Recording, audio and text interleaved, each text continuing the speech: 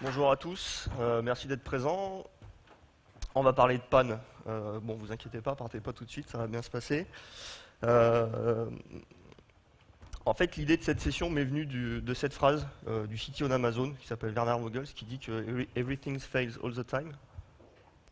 En fait, je trouvais ça assez intéressant qu'un CTO, donc plutôt un boss, dise ça. Et en fait, il va plus loin, il considère que faire des systèmes qui n'échouent jamais, qui ne plantent jamais, c'est quasiment impossible. Et plutôt que de chercher à faire ça, bah, faut plutôt chercher à faire des systèmes résilients et qui intègrent et qui s'adaptent à la panne.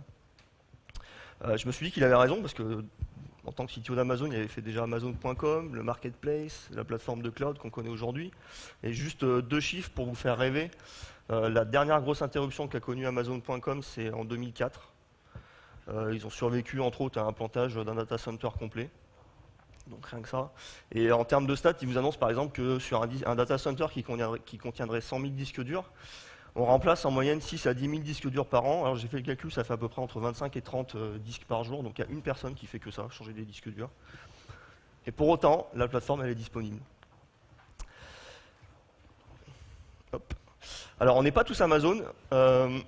Pour autant, ça arrive chez nous. Et on va essayer de voir comment ça se passe. Alors le problème de la panne, c'est que c'est impossible de tout prévoir, il y en a trop.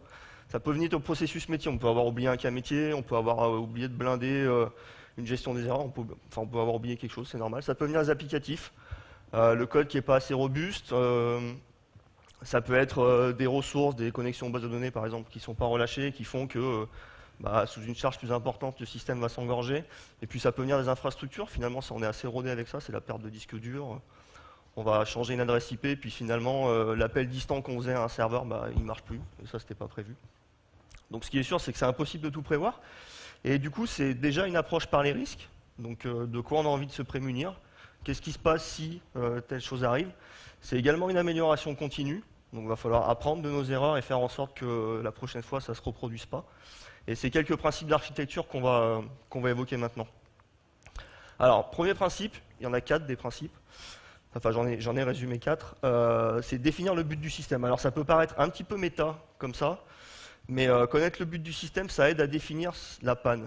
Si je vous dis, vous devez vous rendre à Grenoble en voiture en moins de 8 heures, tout ce qui vous empêche d'atteindre ce but, c'est une panne, une crevaison, enfin, ce genre de choses. Donc, ça va nous aider à définir ce qu'est une panne. Alors, essayons d'illustrer ça. On va prendre un exemple de processus. Le but du système, c'est de vendre des articles. Alors, vous imaginez, ça peut être Amazon, ça peut être vendre des billets de train, des plateformes qui vendent des billets de train, peu importe. Le processus, ça se décompose comme ça. L'utilisateur recherche un article, il commande un article, l'article est préparé et globalement, il quitte l'entrepôt.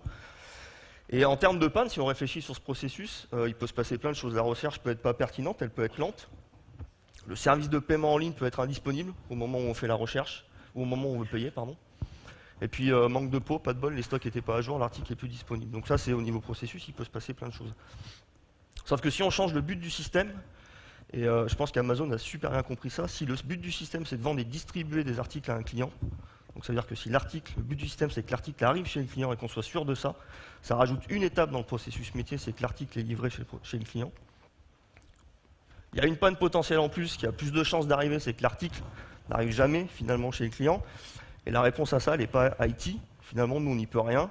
Ça va être plus en termes de fournisseurs, aller chercher, utiliser la traçabilité des colis, c'est utiliser UPS plutôt que la poste, c'est ce genre de mécanisme-là.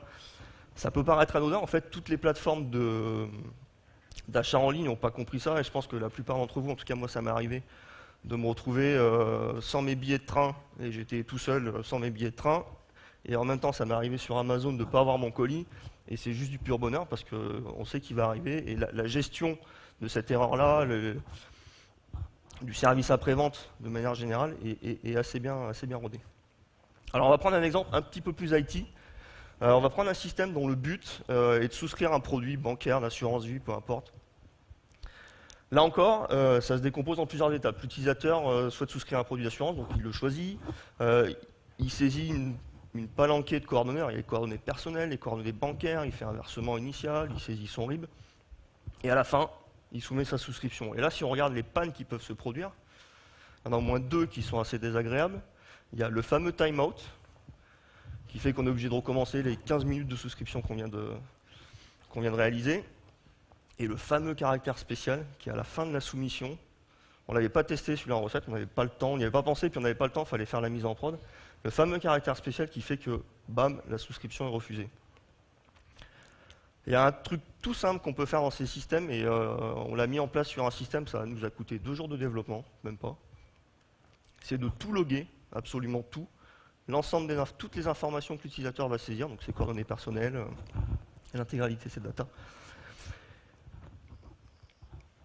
Et si jamais le système échoue à la fin, il se passe un truc génial, c'est que c'est la production qui appelle le service relation client pour les informer que tel utilisateur était en train de souscrire, qu'il y a eu un problème et qu'il faut le recontacter pour l'aider à finaliser sa souscription. En général, c'est le service relation client qui appelle la prod pour dire que ça ne marche pas. Là, c'est l'inverse. C'est avec un système comme ça, vous êtes capable de remonter une information de panne sur une souscription, d'appeler le service relation client, qui, lui, va appeler l'utilisateur final, puisque vous avez toutes ses coordonnées, et va l'aider à finaliser sa souscription. Deuxième principe, protéger son système. Votre système aura du succès, c'est tout le malheur que je vous souhaite. En tout cas, même si vous n'avez pas la courbe de croissance de Facebook, vous aurez des actions commerciales qui font que vous aurez des pics de trafic imprévus. On vous dira, ah ouais, tiens, on prévoit que là on fait plus 10%, mais en fait vous ferez plus 20%. Manque de peau, c'est que c'est à ce moment-là que la panne arrive. Et là, c'est une longue traversée du désert pour les personnes de l'IT. Vous êtes tout seul devant le DG, vous essayez d'expliquer pourquoi ça ne marche plus. Il y a un premier principe. Offrir un mode de fonctionnement dégradé de la plateforme. C'est assez rigolo, je vais prendre l'exemple de la keynote d'hier matin. Il y a eu blackout, donc on a perdu la lumière, la micro, le son, la vidéo. En fait, on aurait pu imaginer ne perdre que la vidéo et garder le son. On aurait pu imaginer un mode de fonctionnement dégradé qui nous permettait ici, nous, de continuer à interagir sans pour autant continuer à interagir avec Casablanca ou des choses comme ça. C'est exactement pareil pour une plateforme. Vous pouvez, en fonction du but de la plateforme, vous pouvez très bien imaginer que les services de souscription seront disponibles et tout le reste, les services de consultation, les services de changement d'adresse, tout ça, finalement, c'est peut-être pas indispensable. Et en cas de montée de charge, et si vous savez que vous allez taper les limites de votre système, vous pouvez très bien les désactiver. Donc ça, c'est un principe qui fonctionne bien et qu'on ne voit pas, à mon sens, assez souvent. Deuxième principe qui est beaucoup utilisé dans les plateformes de jeux, c'est limiter les accès à la plateforme. Si l'idée suivante ne suffit pas, si vous commencez à taper la limite connue de la plateforme, et ben, interdisez simplement à des nouveaux utilisateurs d'accéder à la plateforme. À vous d'en faire un argument marketing et un engagement sur la qualité de service. C'est-à-dire que si vous interdisez à des nouvelles personnes de rentrer sur la plateforme, ce n'est pas juste pour les embêter, c'est pour garantir aux autres que la qualité de service sera bonne. C'est valable pas uniquement dans le cas de clients finaux, c'est également valable si vos applications sont d'autres applications, et ça c'est le cloud qui nous le rappelle, en fait, je pense qu'on l'a oublié dans nos SI. Vous fournissez un service, vous avez un engagement de qualité sur le service, sous des conditions d'usage, c'est-à-dire que vous vous êtes engagé à répondre, par exemple, en moins de 2 secondes, à condition que le service soit appelé, par exemple, 200 fois par minute. Maintenant, si l'application cliente décide de changer son algorithme et vous appelle 20 000 fois par minute, c'est plus tout à fait le même délire sur les infrastructures.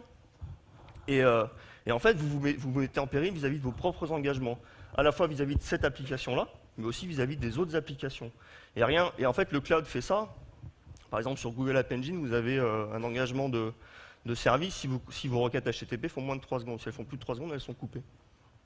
C'est le contrat de service, c'est comme ça, c'est bipartite. Et ça aussi, vous pouvez essayer de... C'est quelque chose qu'on peut essayer de mettre en place dans nos SI. Alors, troisième principe, autonomiser les composants.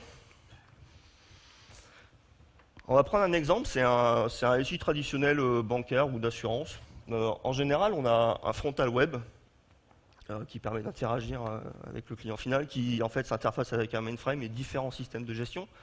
Donc si on prend un use case, par exemple consulter la une des comptes, donc sa synthèse des comptes avec son solde, rien que cette opération-là, on passe par les serveurs web et les serveurs d'application, en général c'est une technologie Java. On passe par le mainframe, on passe par un premier système de gestion qui nous ramène les contrats d'assurance vie. Éventuellement, on passe par un deuxième système de gestion qui nous ramène les livrets, mais juste les livrets haut de gamme, parce que les autres sont encore stockés ailleurs. Bref, pour rendre le service à l'utilisateur, il faut passer par, dans notre exemple, il faut passer par 4 systèmes. Et pour que le service soit disponible, il faut que les 4 systèmes soient disponibles.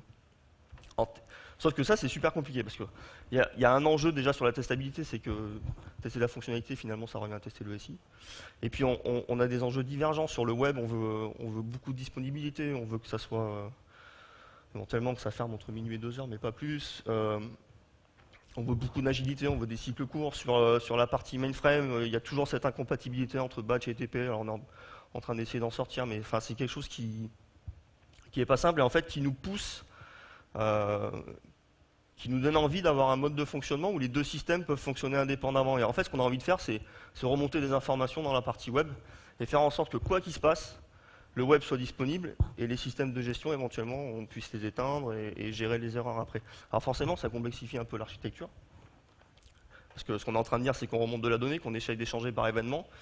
Je ne suis pas en train de vous dire qu'il faut mettre du MQ Series, parce qu'en fait, en général, vous l'avez déjà et vous faites du synchrone avec. Ce que je suis en train de vous dire, c'est faites en sorte que les deux systèmes puissent marcher indépendamment les uns des autres. Ce qui est important pour la partie web, c'est que la une des comptes ou que les souscriptions puissent être réalisées. Ok, le mainframe n'est pas disponible, mais c'est un autre problème, c'est le problème de l'IT, c'est pas le problème de l'utilisateur. Donc séparons et autonomisons les systèmes. Dernier principe, décentraliser, répliquer. Alors on a déjà commencé à décentraliser en autonomisant les systèmes parce que finalement on n'a plus vraiment un organe central qui contrôle les différents services, qui contrôle l'agencement et le séquencement des trucs. Là on a des systèmes qui tournent et puis un peu comme dans la vraie vie, quoi. Vous avez, voilà, moi je suis là, vous êtes là, on échange des événements, il se passe des trucs, vous réagissez, vous vous énervez ou pas, je sais pas. Donc on a déjà commencé cette décentralisation et la réplication. Bah, c'est principalement pour gérer les pannes matérielles, et ça, on sait assez bien le faire. On cherche les architectures stateless, on sait redonder les serveurs. C'est globalement, aujourd'hui, on sait faire, en tout cas dans la partie web, puis même dans la partie mainframe. C'est beaucoup plus difficile en ce qui concerne l'état. Alors, en général, si je me concentre sur les applications web, et notamment les applis Java, l'état, c'est deux choses. C'est la fameuse session HTTP. Alors on ne sait pas s'il ne faut pas la répliquer entre les serveurs ou s'il faut la répliquer entre les serveurs, on est toujours un petit peu indécis là-dessus. Et puis la data, c'est-à-dire que si on regarde une base de données relationnelle aujourd'hui, c'est un serveur unique qui accepte les requêtes en lecture, enfin surtout en écriture en fait, et éventuellement des réplicas. Et puis si la panne arrive, bah, il y a des opérations à réaliser sur la base de données éventuelle. Alors, dans le meilleur des cas, elles sont automatisées, mais il faut prendre un des réplicas, le promouvoir autant que maître, donc pour accepter les requêtes en écriture. Il faut que le code soit redirigé sur ce nouveau maître pour les requêtes en écriture. Quoi qu'il en soit, il y a une période d'indisponibilité, il y a une période de reprise sur erreur, il faut gérer cette indisponibilité-là. Et en fait, alors là, j'aurai pas le temps de trop m'étendre là-dessus, je vous invite à venir m'en parler si ça vous intéresse. Il y a un mouvement qui s'appelle NoSQL. Alors comprenez Not Only SQL.